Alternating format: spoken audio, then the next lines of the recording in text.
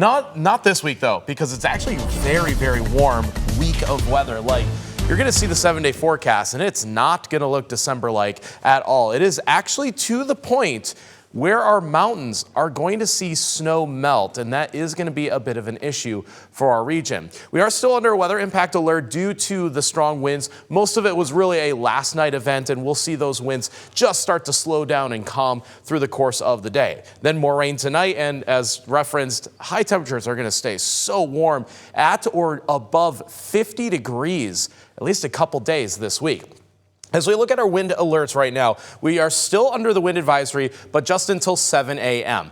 The highest wind speeds have already been realized. They were upwards of 50 miles per hour last night. You may notice a stray tree branch or a full tree on the ground. Actually, one of our coworkers said that they had tree damage at their house. It does appear to be sporadic, but don't be caught off guard on your commute this morning. It is currently 44 degrees. Here's your wind speed, 26 miles per hour sustained. Looks like the wind gusts, they were above 30 miles per hour last hour, not officially reporting any gusts, which would be those 3-second bursts of stronger winds. These were the maximum wind gusts from last night and overnight. Spokane leading the way at a 56 mile per hour wind report. That is to the level where it can absolutely do tree damage. Thankfully, it has not been a widespread issue.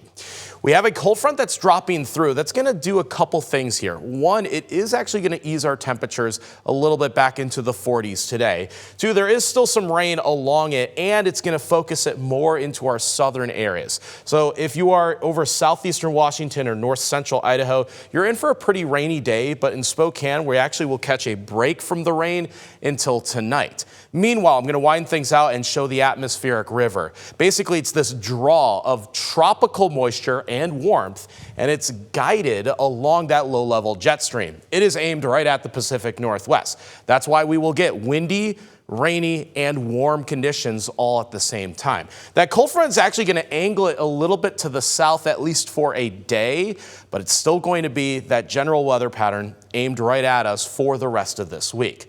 So our next rainfall for Spokane is going to be close to about 8 o'clock tonight. Once it gets started, another soaking wet evening. By tomorrow morning, there's still a few leftover rain showers, but like today, it will probably be ending by the time we get into the morning. Meanwhile, the mountains will experience snow melt, not what those ski resorts want to hear. So between the heavy rain, especially on the west side, and for the Rocky Mountains inland, the rain plus the snow melt is going to create some flooding concerns, especially along rivers and creeks. Think like early spring when those rivers start to rise because of all that increase in water. That is what is going to happen through the course of the week, though the heaviest rain is going to be again tonight and early tomorrow morning.